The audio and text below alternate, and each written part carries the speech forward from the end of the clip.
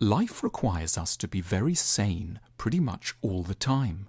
On a daily basis, we have to be responsible, polite, productive, thoughtful, patient, logical, reliable, and dazzlingly successful too. These obligations slowly crept up on us as we were growing up. Now they are our constant realities. The problem is, no one can really keep going like this over a whole lifetime. The burdens are too great, our minds too delicate.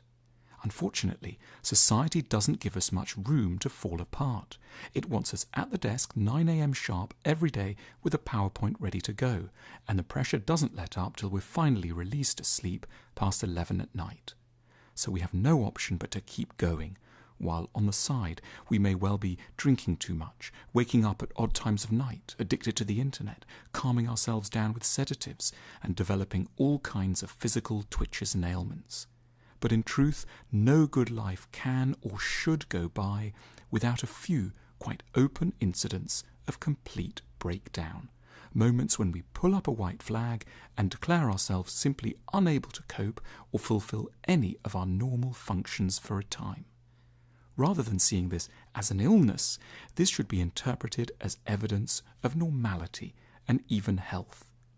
During our crazy moments, we might be lying in bed staring at the ceiling for long periods, seeming to make no sense, wearing strange clothes and sitting on the porch all day doing nothing, shouting, singing, dancing, cavorting, being silly in a way one hasn't been for decades, making some unusual new friends and taking off to strange places.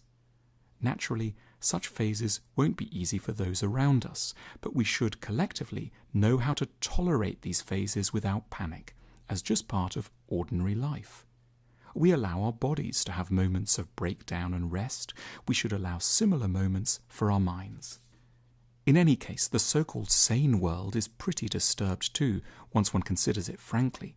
It's apparently mental health that we set ourselves the task of energetically destroying the planet, work to meet punishing but arbitrary economic targets, leave ourselves no time for anything but work, drown in toxic media, and develop unrealistic expectations about our bodies, relationships, and families. No wonder we need periods of true madness as a corrective. That said, the emphasis should always be on having a good mental breakdown. A good one is where we allow ourselves to reconnect with valuable truths that we've lost sight of, emotions and insights that ordinary life has prevented us from investigating, perhaps sexual exploration, creativity, heedlessness, contact with our bodies, empathy, ecstasy, or a new kind of self-knowledge. The idea is that we should return from the land of madness and plant in the fields of apparent sanity a lot of pretty valuable seeds that can bear fruit and sustain us in the periods ahead. We should, at a collective level, give ourselves unfrightened accounts of what mad episodes mean, confident that a reconciliation with the demands of the world will eventually re-emerge. We are not automatons, but highly complicated, volatile collections of proteins that needs careful and sympathetic administration. We should expect that periods of madness just do belong to every wise and good life.